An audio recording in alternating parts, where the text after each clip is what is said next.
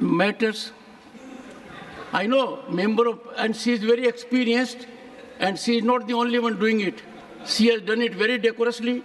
She has abided by the chair, and she has great experience, unlike some members who engage into disturbance. Please.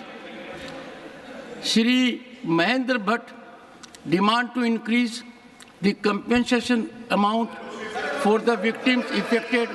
महोदय, मैं आपके माध्यम से सरकार का ध्यान राष्ट्रीय आपदा प्रबंधन प्राधिकरण के तहत बाढ़, भूस्खलन और भूकंप में हुई हानि पर आवश्यक प्रतिपूर्ति में वृद्धि करने तथा भवन क्षति एवं कृषि भूमि के भूस्खलन तथा बाढ़ में क्षति होने पर ऑनरेबल मेंबर सर एक सेकंड बैठिए एक बार बैठिए सर एक मेरी बात सुनिए और मैं हाथ जोड़ के प्रार्थना करता हूँ।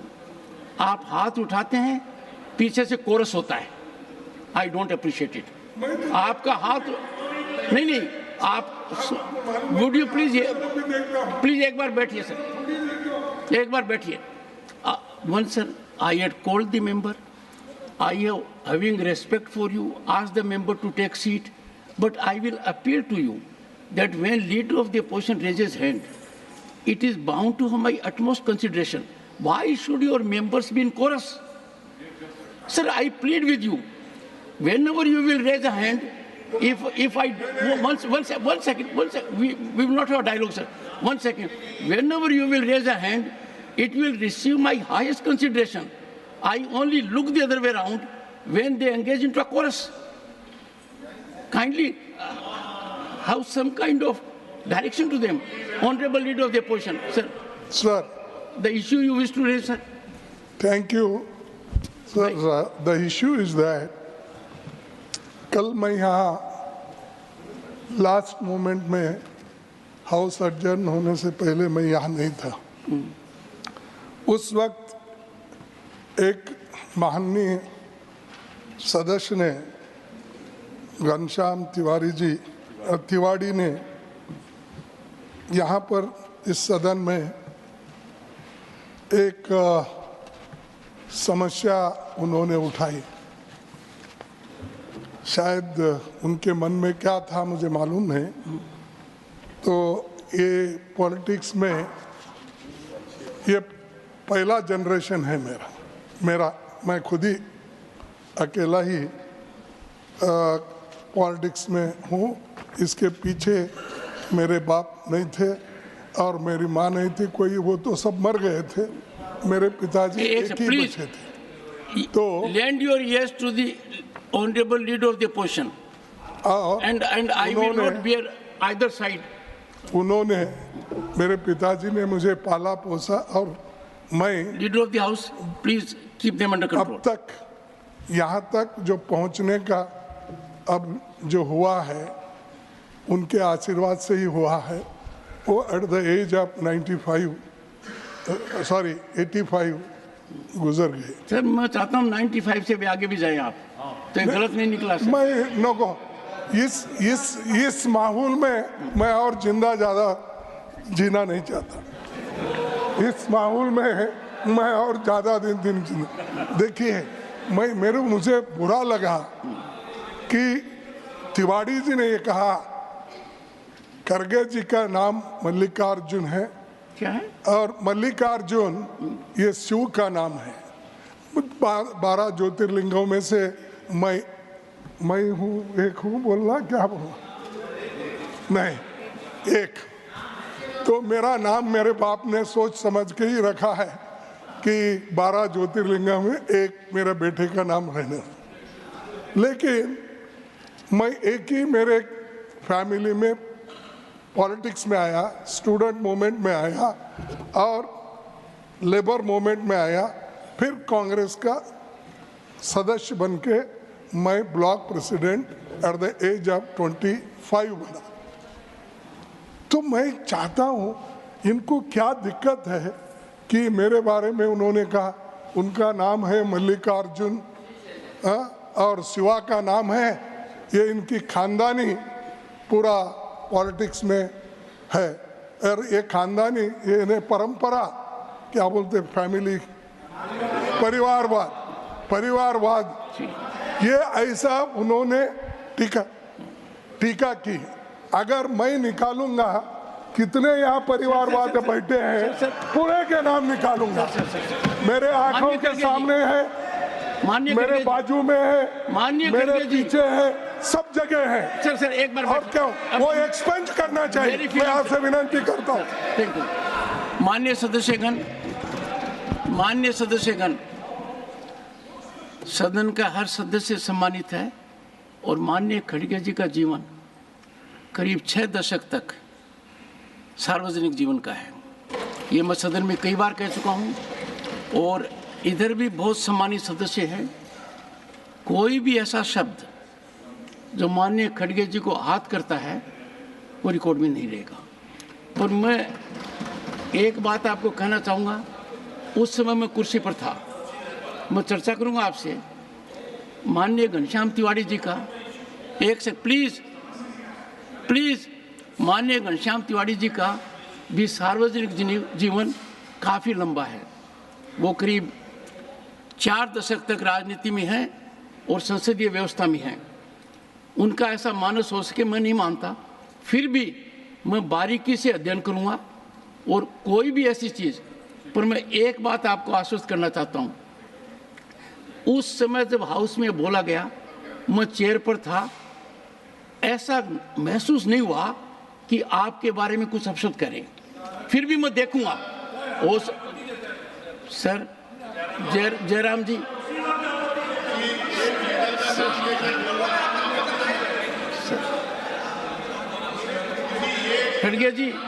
खड़गे जी आपके सदस्य कुर्सी में बैठे बैठे डिस्टर्ब करते हैं। इतना गंभीर मामला है, यदि अगर कोई बात खड़गे जी को छू गई, उस बात का मैं बारीकी से अध्ययन ही नहीं करूंगा। मेरा प्रयास रहेगा, क्योंकि सदन, this is not a battle ground, we are not enemies of each other. हम कोई विरोधी नहीं है। सदन में पक्ष और प्रतिपक्ष है, अनुभवी लोगों की कमी नहीं है। एंड मैं खुद व्यक्तिगत रूप से जानता हूं और मेरे व्यक्तिगत वार्तालाप में भी सदन के नेता माननीय नड्डा जी ने आपके बारे में कितनी बातें कही हैं। आपका जीवन है, ये मैं कई बार बोल चुका हूं। आपकी वकालत की शुरुआत कहाँ हुई, अपने व्यक्तिगत रूप से चर्चा कर चुके हैं। जिन महानुभाव ने की वो सुप्रीम कोर्ट के जज बने। जब मैं कर्नाटक गया तो उन्होंने कहा कि आपने मेरे सामने वकालत की है, राजस्थान हाई कोर्ट में की है, सुप्रीम कोर्ट में की है। आपके जो राज्यसभा लोकसभा में रहे हैं मल्लिकार्जुन खड़गे जी, मेरा सौभाग्य है कि कुछ समय तक उन्होंने मेरे यहाँ शुरुआत की थी। तो आपको आहत करने की कोई भी सदस्य सोचे, मुझे नहीं लगता। मुझे भी पीड़ा हुई, देखिए कुछ मामलों में माननीय एच.डी. देवगौड़ा जी ने कभी नहीं कहा, पर इनके बारे में भी जब कहा गया मुझे बुरा लगा। पर तब मैं इसलिए नहीं बोला कि हाउस उद्वेलित था। माननीय एच.डी. देवगौड़ा जी हैं, पूर्व प्रधानमंत्री, आप हैं, आप उन लोगों में से हैं जो इस हाउस को सुशोभित करते हैं, उन लोगों से हैं जो हमारे प्रेरणा के स्रोत हैं। तो मैं गंभीरता से देखूंगा। और चूंकि इसलिए मैं ज़्यादा कह रहा हूं कि मुझे माननीय घनश्याम जी तिवारी जी के साथ विधानसभा का सदस्य रहने का सौभाग्य मिला है 1993 to 98। उनके मन में ये बात आ नहीं सकती है, मैं कह रहा हूँ। फिर भी मैं इसको बारीकी से देखूंगा। श्री महेंद्र भट्ट सर, मैं ये कहा मैंने सर। महोदय, मैं आपके माध्यम से सरकार का ध्यान राष्ट्रीय आपदा प्रबंधन प्राधिकरण के तहत बाढ़, भूस्खलन और भूकंप में हुई हानि पर आवश्यक प्रतिपूर्ति में वृद्धि करने, क्षति एवं भूमि के भूस्खलन तथा बाढ़ में क्षति होने पर मिलने वाले मुआवजे में वृद्धि करने की ओर दिलाना चाहता हूँ। महोदय, आपदा प्रबंधन प्राधिकरण राज्य एवं जनपदों में गठित है, परंतु केंद्रीय राष्ट्रीय प्रबंधन प्राधिकरण के मानकों की दिशा निर्देश में ही मुआवजे की राशि देने का राज्यों को अधिकार प्राप्त है। महोदय, मैं उत्तराखंड राज्य का प्रतिनिधित्व करता हूं। वहां पर देवी आपदा के बार बार आने से जहां लोगों को विस्थापित करना हमारे लिए चुनौती होता है। वहीं आपदा में क्षतिपूर्ति की दर इतनी कम होती है कि प्रभावितों को न्यायोचित आर्थिक राशि नहीं मिल पाती है। महोदय, पहाड़ों में मिट्टी और पत्थर के बने पहाड़ी शैली के मकान होते हैं, उन्हें पक्के मकान की श्रेणी में नहीं माना जाता है और ये परिवार मुआवजे से वंचित रह जाते हैं। महोदय, कुछ मकान भूस्खलन क्षेत्र में पूरी तरह धराशायी नहीं हो पाते, परंतु उन मकानों पर रहना बहुत ही खतरे के दायरे में रहता है। आपदा का मानक है कि जब तक मकान पूर्णतः धराशायी न हो जाए उन्हें मुआवजा श्रेणी में नहीं लिया जाता है, जिससे इन परिवारों को मिलने वाले मुआवजे से इनको वंचित रहना पड़ता है। महोदय, उत्तराखंड में छोटे जोत के खेत होते हैं तथा बाढ़ एवं भूस्खलन से यह खेत पूर्णतः क्षतिग्रस्त हो जाते हैं, परंतु आपदा मानकों के अनुसार इन खेतों को मिलने वाला मुआवजा इतना कम होता है कि उन्हें अपने खेतों को फिर से खेती योग्य करना संभव नहीं है और अच्छे खेत बंजर हो जाते हैं। अतः महोदय, इस लोक महत्व के विषय पर सरकार का ध्यान आकर्षित करते हुए मांग करता हूं कि राष्ट्रीय आपदा प्रबंधन प्राधिकरण के तहत आपदा प्रभावित क्षेत्र के लिए मुआवजे की धनराशि में वृद्धि की जाए, तब मानकों में भौगोलिक परिस्थितियों को भी ध्यान में रखते हुए संशोधन करने का अधिकार राज्य सरकारों को भी प्रदान किया जाए। धन्यवाद माननीय श्री महेंद्र भट्ट जी। माननीय Sushri Kavita Patidar, demand for provision of separate baby berth in every train of the country. बहुत बहुत धन्यवाद माननीय सभापति महोदय। मैं आपके माध्यम से सदन का ध्यान एक बहुत ही महत्वपूर्ण विषय पर आकर्षित करना चाहूँगी। आज हमारे देश में लाखों लोग ट्रेन से सफ़र करते हैं और उनमें कुछ हमारी धात्री माताएं यानी लैक्टेटिंग मदर भी सफ़र करती है। अक्सर देखने में ये आता है कि उनको सफ़र के दौरान अपने बच्चे के साथ उनको सुलाने में, उसको फीडिंग करवाने में कुछ परेशानियों का सामना करना पड़ रहा है। माननीय सभापति महोदय, आज माननीय प्रधानमंत्री जी के नेतृत्व में भारतीय रेल नए कीर्तिमान स्थापित कर रही है। नित नए प्रयोगों और आविष्कारों के द्वारा ये कीर्तिमान स्थापित किए जा रहे हैं। उस प्रगति की कड़ी में माननीय रेल मंत्री जी ने कुछ चयनित ट्रेनों में एक बेबी बर्थ की शुरुआत मदर्स डे पे की थी, जिसमें माताओं को बच्चों के लिए एक अतिरिक्त बर्थ के स्थान दिया जाता है। वो फोल्डेबल होता है, जब आवश्यकता हो तो उसका इस्तेमाल किया जाता है और जब आवश्यकता नहीं हो तो उसको फोल्ड कर दिया जाता है। हमारे राज्यसभा के सांसद डॉक्टर सुमेर सोलंकी जी ने भी रेल मंत्री जी से इस हेतु आग्रह किया था। तो मेरा आपसे ये निवेदन है कि हम समस्त ट्रेनों में इस बेबी बर्थ की शुरुआत हमें करनी चाहिए, इसका प्रावधान करना चाहिए। और उसके साथ ही एक महत्वपूर्ण विषय कि जब ट्रेन चलती है तो समस्त ट्रेनों में सभी डिब्बे आपस में मिले हुए होते हैं, तब उसमें कोई ऐसा स्थान या कक्ष मातृत्व और शिशु के लिए होना चाहिए जहां पर वो माता अपने बच्चे को फीडिंग करवाने में उसको प्राइवेसी मिल सके। तो मेरा ये भावनात्मक प्रश्न है और मुझे लगता है कि भारतीय ट्रेन की सुविधाओं में इससे इजाफा होगा। बहुत बहुत धन्यवाद। बहुत धन्यवाद माननीय Kavita ji. Honourable Shri R Dharmar, please send your name here. Honorable Sri R. Dharmar, demand for new railway line between Mahamadurai to Kulam in Tamil Nadu. Please. The distance of the extent of the railway line from Chennai to Thoothukudi via Tiruchi, Madurai, Kovilpatti is 65 kilometers, and the distance of the new railway project to be the allied from the Arupakottai, Vilathikulam to Thoothukudi is a 16 kilometers. For this, the route to the bus through the Pishi Madurai to Tiruchi junction, and the distance in the not short, but inside going to the Madurai junction, and the alternative railway line can be the more from the Chennai to Thoothukudi, which is very much less than the 58.7 kilometer, 65 kilometer less. For this, the new railway line for only 83 kilometers.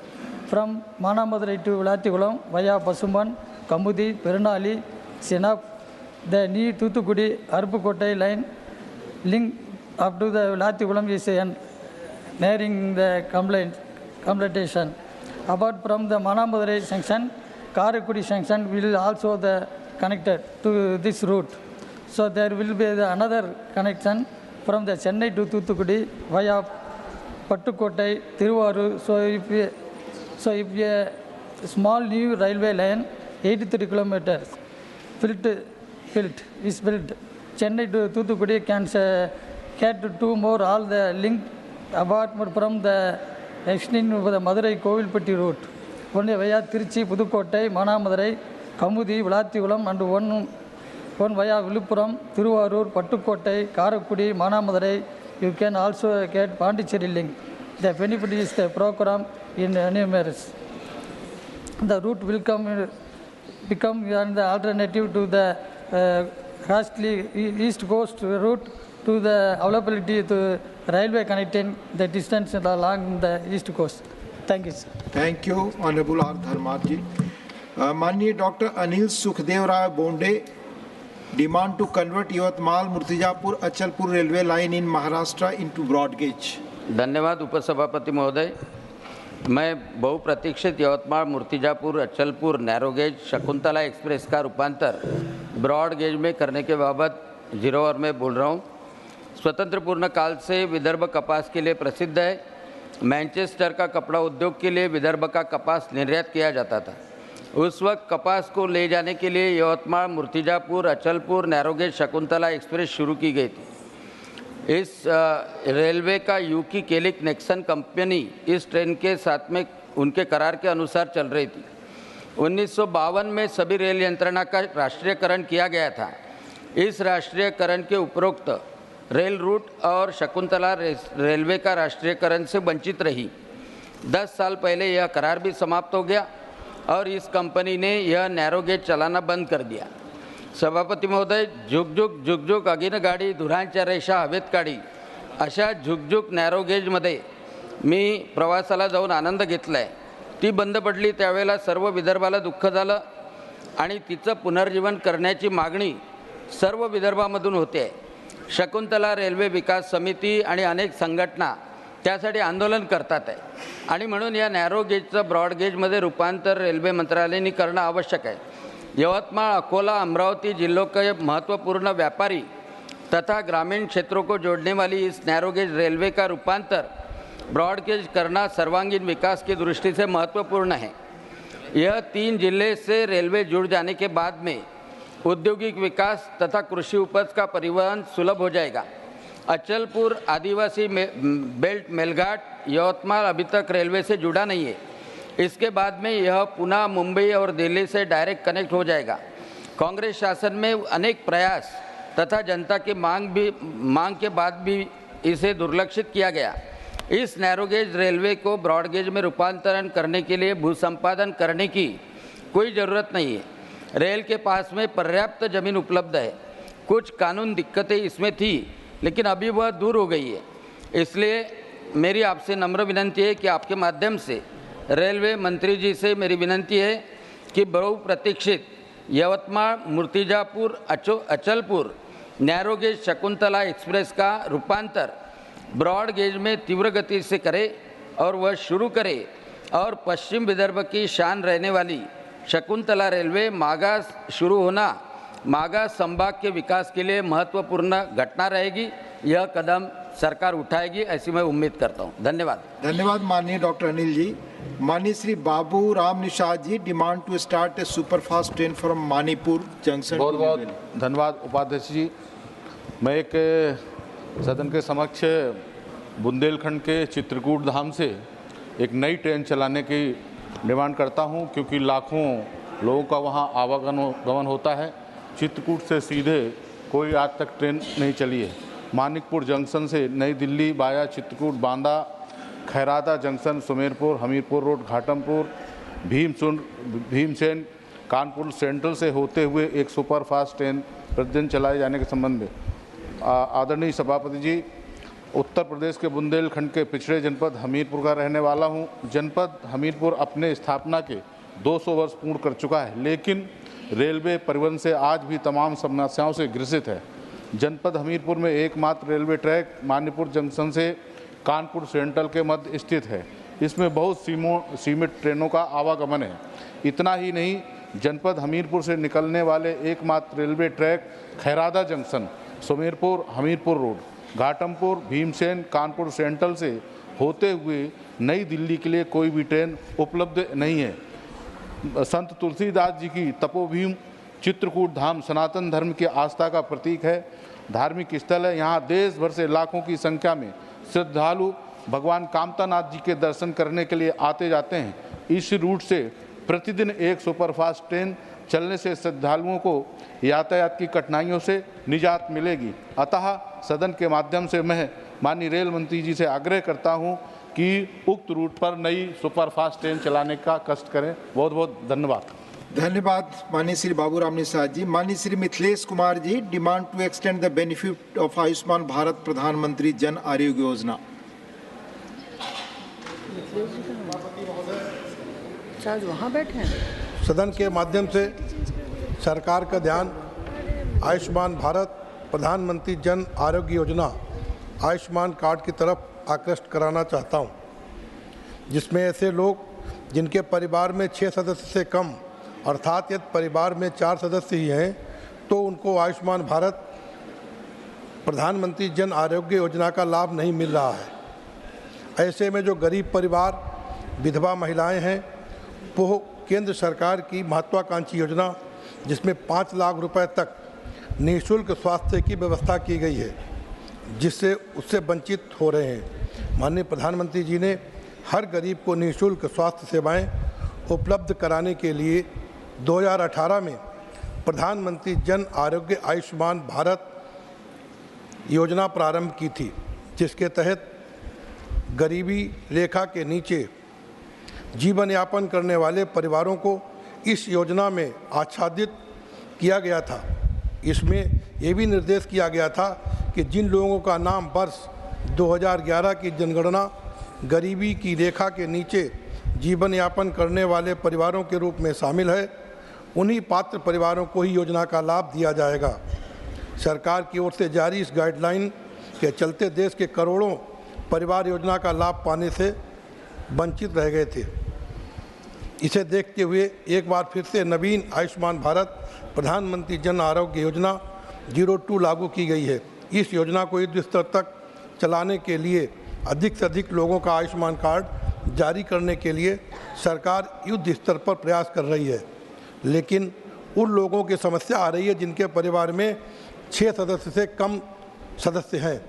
अतः सदन के माध्यम से माननीय स्वास्थ्य मंत्री जी से आग्रह करना चाहता हूं कि जनहित में आयुष्मान भारत प्रधानमंत्री जन योजना का लाभ गरीबी रेखा के नीचे जीवन यापन करने वाले सभी पात्र परिवारों को दिया जाए।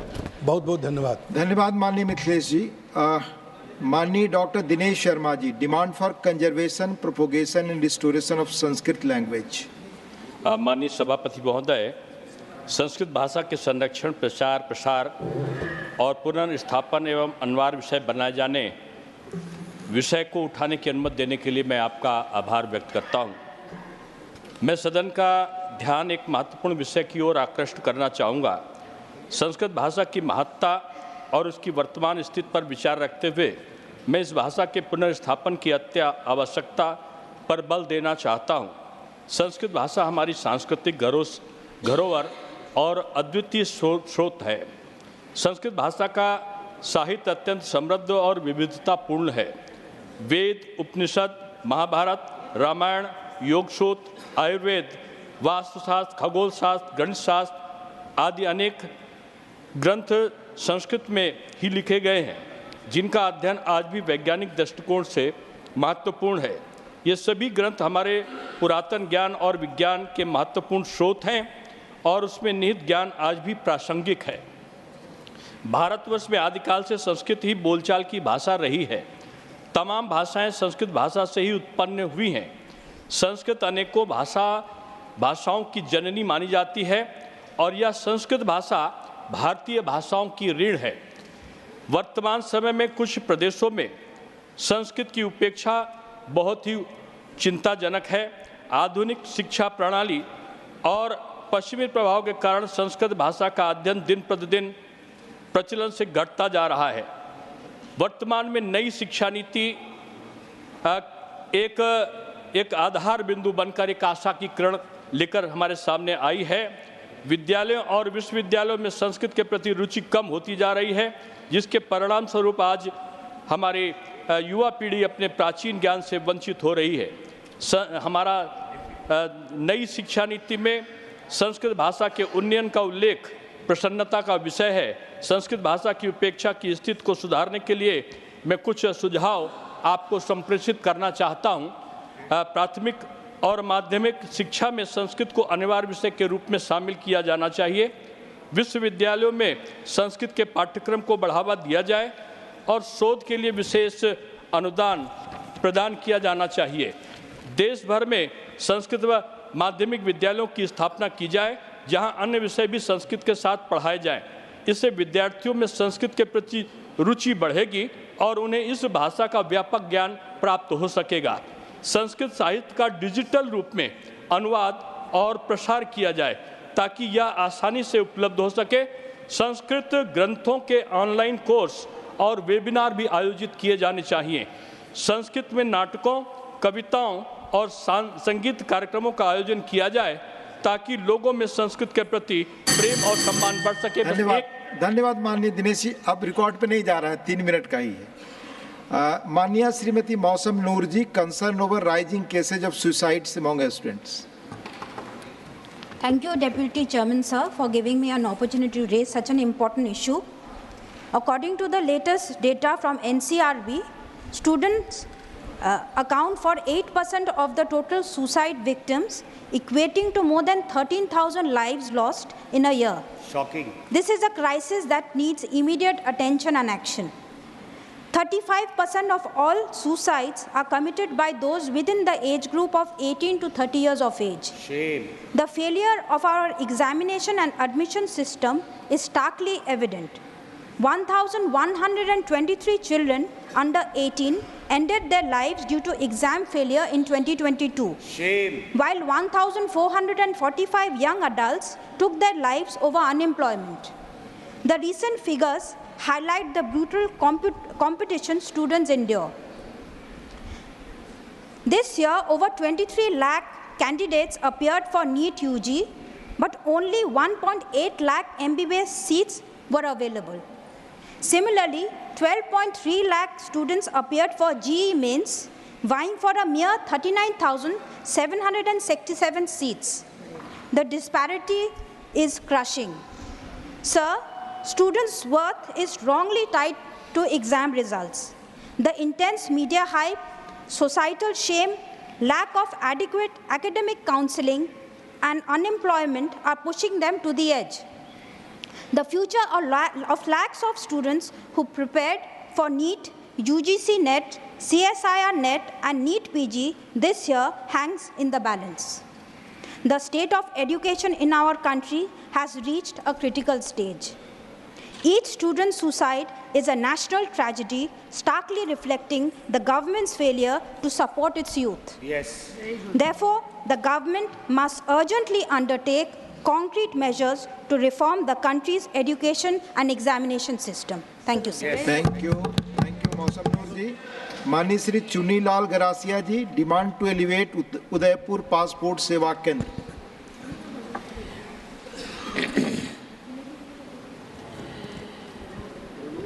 माननीय सभापति महोदय जी, राजस्थान का उदयपुर संभाग एक जनजातीय बाहुल्य वाला संभाग है और भारत सरकार के शेड्यूल बी टीएसपी क्षेत्र घोषित है।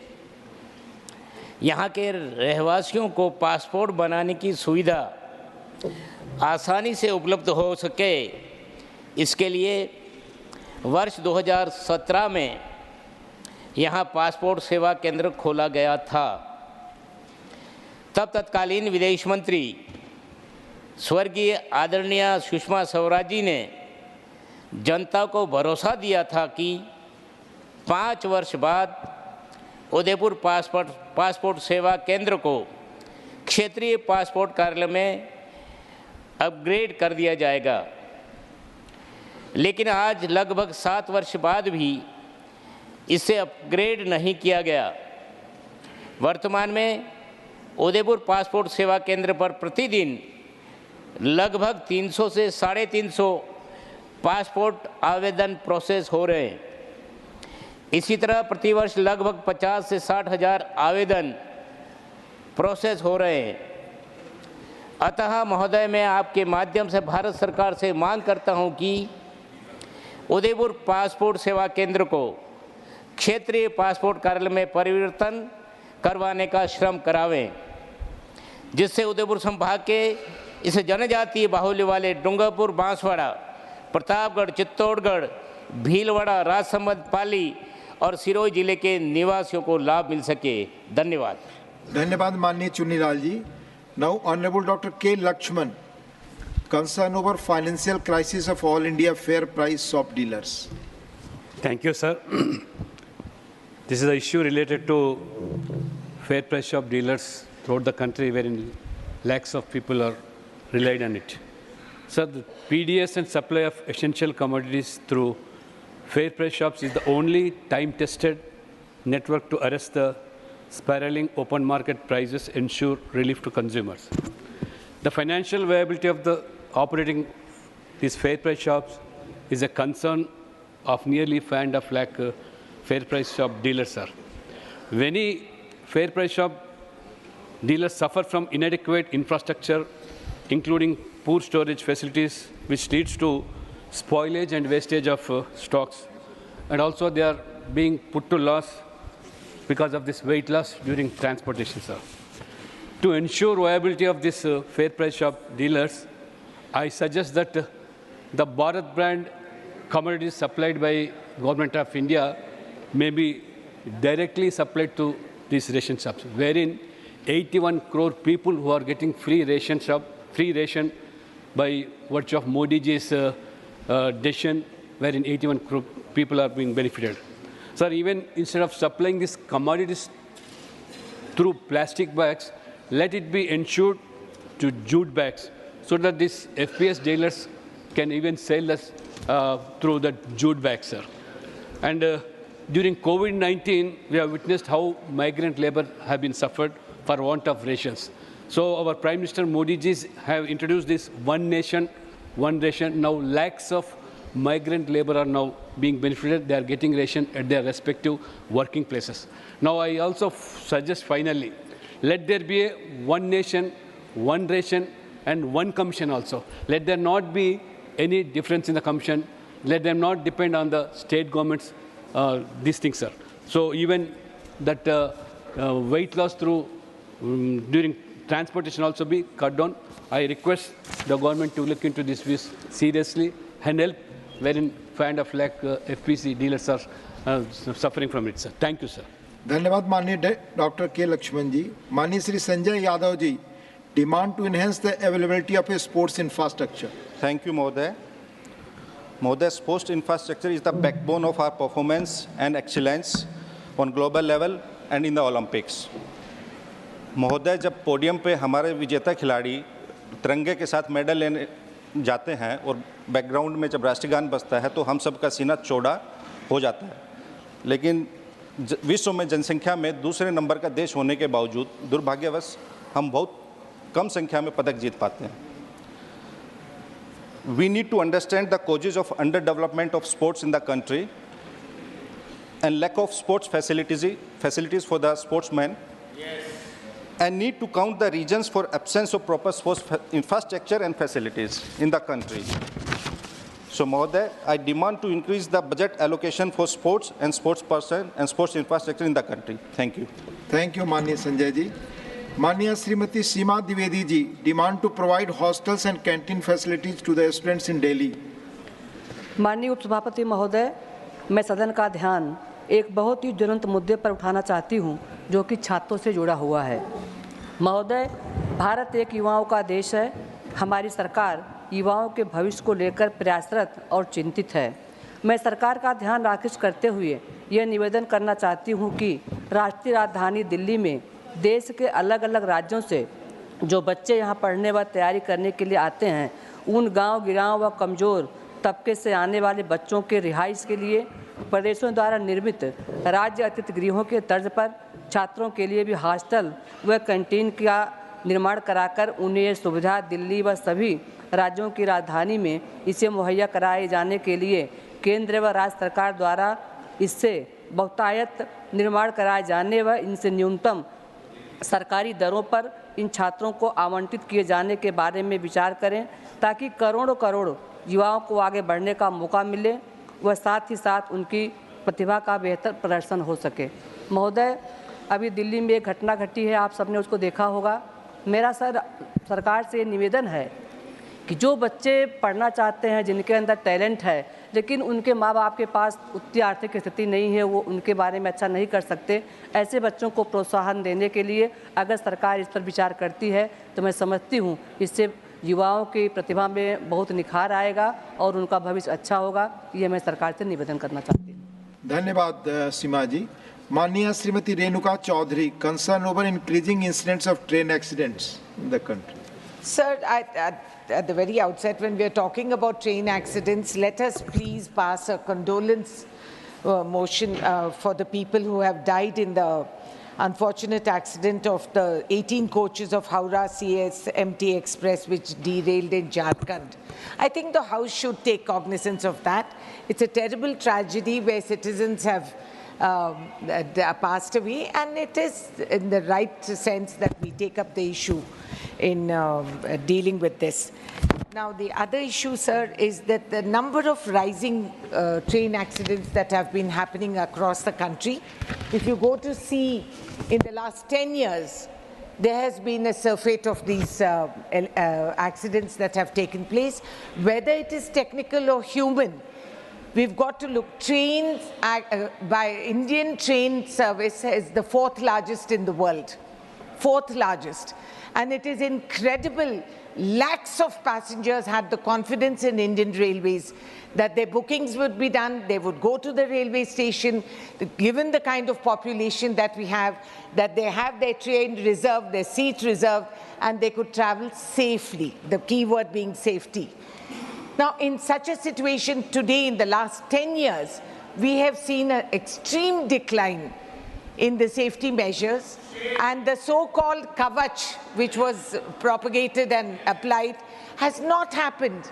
The corruption that has come about in railway safety and the products that are being used, and I have first-hand knowledge, if the minister so wants, I can sit with him and give him access to all this information, that even if you conduct an inquiry today, you will get a sample which will pass the test, but the actual reality of what is being supplied is completely malafide. And it is distressing, because today, I'm a person, member parliament or not, I love traveling by train. I do believe that India is reflected in her train journeys, her people, her cultures, and the various railway stations we pass through. But today, do we have the concept of safety? Are we not afraid to board a train? Are we sure you're going to reach your destination? And what are the facilities we have? What is the train passengers insurance? Is there anything to protect the person? So why has this decline in train safety happened? It has shaken the confidence of lakhs of Indians, because today you get scared, you get terrified to board a train because you don't know if you will reach your destination. The Selda Kanchanjunga Express, the goods train in June which derailed, and Chandigarh-Dibrugarh Express, the goods train with derailment near the Prayagraj junction in July have occurred with such frequency. And we must, as people's representatives, take cognizance of... Mani Sri Ghulam Ali, demand to introduce a scheme for welfare of Himalayan forest dwellers. Chairman sir, आपने मुझे एक बहुत ही गंभीर issue पे उठाने का मौका दिया है। भारत के वज़ीर आज़म नरेंद्र मोदी जी ने जो देश के लिए, जो जंगलात के लिए, जो ग्रीनरी के लिए, जो हमारा ग्लेशियर मेल्ट हो रहा था, उसके लिए जो प्रोग्राम्स लाए हैं, और हमारा ग्रीन कवर भी बढ़ा है। सर, इसके साथ साथ जंगल में जो स्ट्रा होता है, क्योंकि जो पौधे का पत्ता होगा वो गिरता है, और ग्रास भी होता है, और ग्रास ड्राई भी होता है। सर, हमारे पास फास्टेस्ट दुनिया में मशीन है जो कि नेचुरल मैनोर बनाती है। सर, उस मशीन का नाम है, जो चलती फिरती मशीन है और सदियों से है, उस मशीन का नाम है गाय, भैंस, बकरी, भेड़। और वो जानवर जिनके लिए हमने रिसर्च करी है और जिनके लिए अभी हमारी साइंस ने नहीं भी रिसर्च करी है। सर, वो पत्ते जहाँ तो नेचुरल मैन्योर बनाएंगे ये जानवर, उसका जहाँ वो पत्ते आग का जरिया बनेंगे। सर, करोड़ों रुपया हम फायर गैप पे लगाते हैं। सर, फॉरेस्ट ड्वेलर जो हैं वो जंगलात के लिए बहुत ज़रूरी हैं, क्योंकि वो नेचुरल मैन्योर, उनका जानवर, वो सर सीड की ट्रांसपोर्टेशन। सर, राजस्थान में जब रेगिस्तान था तो वहाँ हेलीकॉप्टर से बीज पिछली सरकारों ने कहीं डाले गए थे, लेकिन जानवर हमारे पास कुदरती खजाना है जो कि सीड ट्रांसपोर्टेशन करता है। सर, आज बदकिस्मती ये है कि नेचुरल क्लाइमेटी जब आती है तो फॉरेस्ट ड्वेलर्स के लिए उसकी भेड़, बकरी, गाय, भैंस वो मर जाता है, उसके लिए कोई इंश्योरेंस नहीं है, कोई उसका ख्याल रखने वाला नहीं है। हमारी जो हिमालयन स्टेट हैं सर, ये जो ट्राइब्स हैं ये 3 महीने ऊपर को जाते हैं, 3 महीने वहाँ स्टे करते हैं, 3 महीने नीचे को आते हैं, 3 महीने प्लेन में रहते हैं। सर, इसको अगर हम एसी में बैठ के इसके लिए हम ट्रांसपोर्टेशन करेंगे, सर बड़ी दुर्भाग्यपूर्ण बात है कि इतना पैसा हमारा लगता है इस पे कि जो जानवर 45 डिग्री से हम उसको 5 डिग्री में छोड़ेंगे लेके। सर, नेचर के साथ हम खिलवाड़ नहीं कर सकते।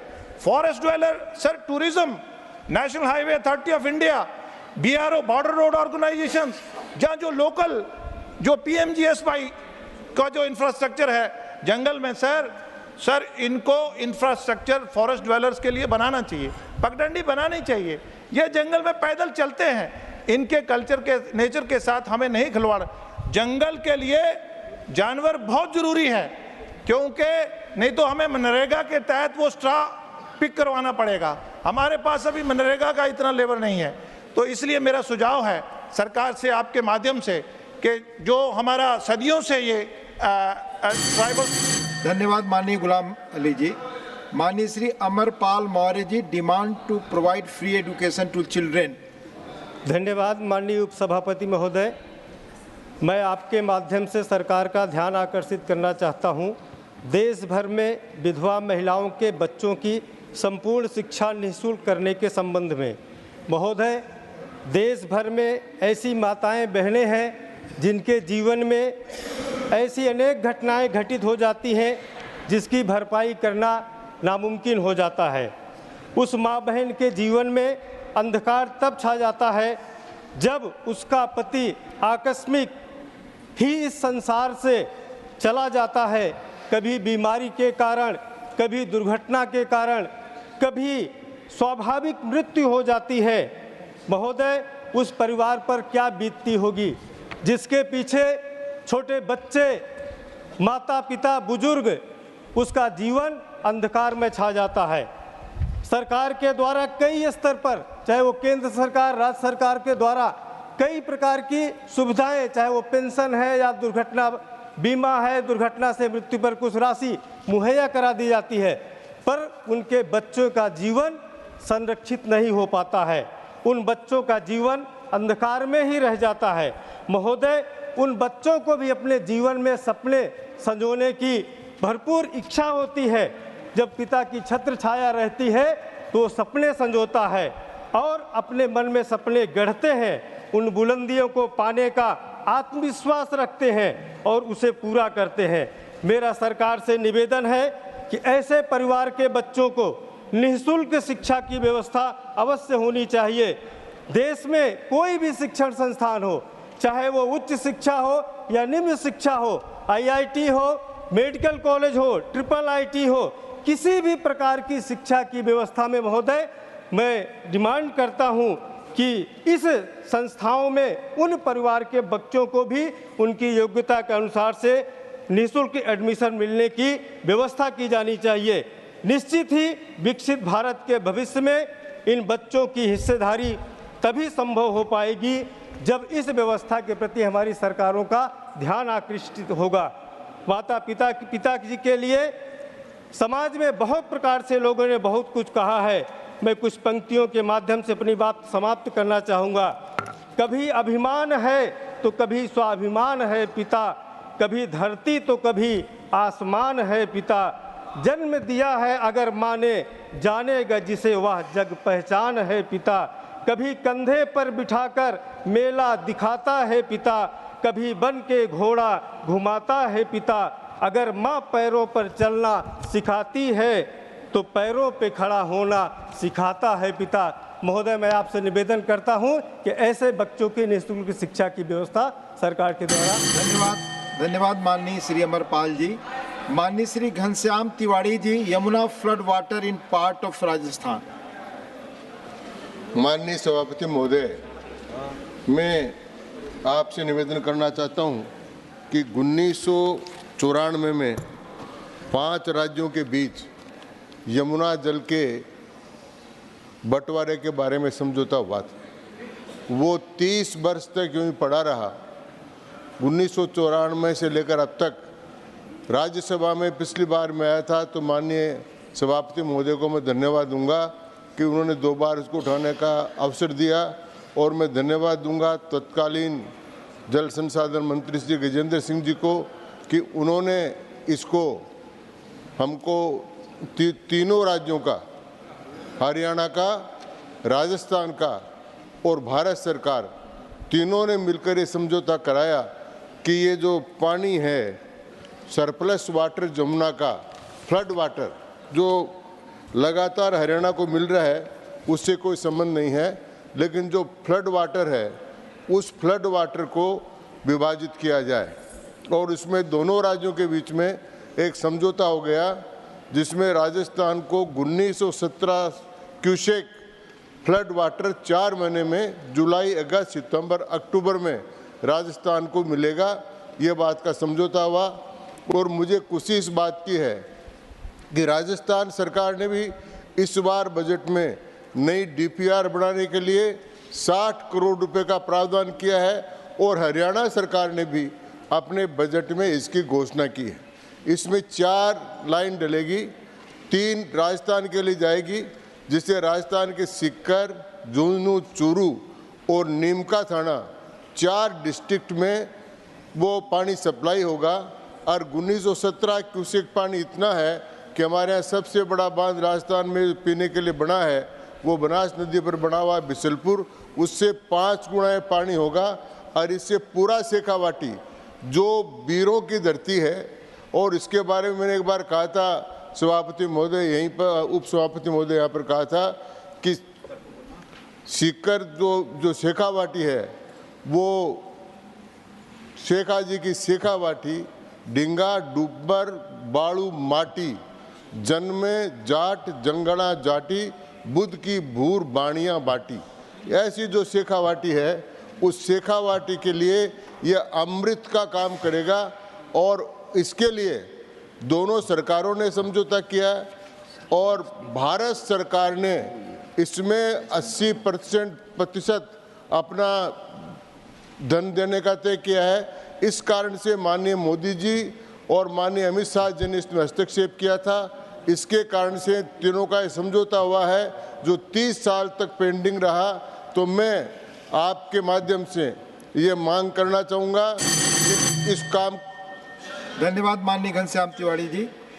माननीय Shri Samik Bhattacharya ji, concern over attempt to challenge the writ of parliament by executive authorities.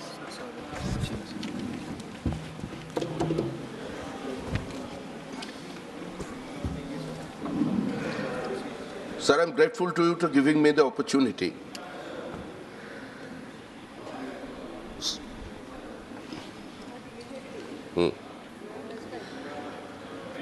Sir, having passed by the both of the houses in the Parliament and assigned by the Honorable President of India 3 new criminal laws, namely Bharatiya Nyaya Sanhita, Bharatiya Nagarik Sanhita and Bharatiya Saksha Adhiniyam. Sir, what is happening in West Bengal? ये दोनों सदनों में पारित हो जाने का बाद जब राष्ट्रपति जी का हस्ताक्षर हो गया तो West Bengal government completely challenged this procedure. Government का कहना है जिस तरीके से ये तीनों बिल सदनों में पास कराया गया वो अनकॉन्स्टिट्यूशनल है और दे formed a committee of 7 members committee headed by a retired Chief Justice. Sir, ये पूरा सदन की गरिमा का ऊपर एक चैलेंज है। Honorable member, an issue can be raised provided it lies in the domain of this Rajya Sabha. Question hour. Question number 91. Please.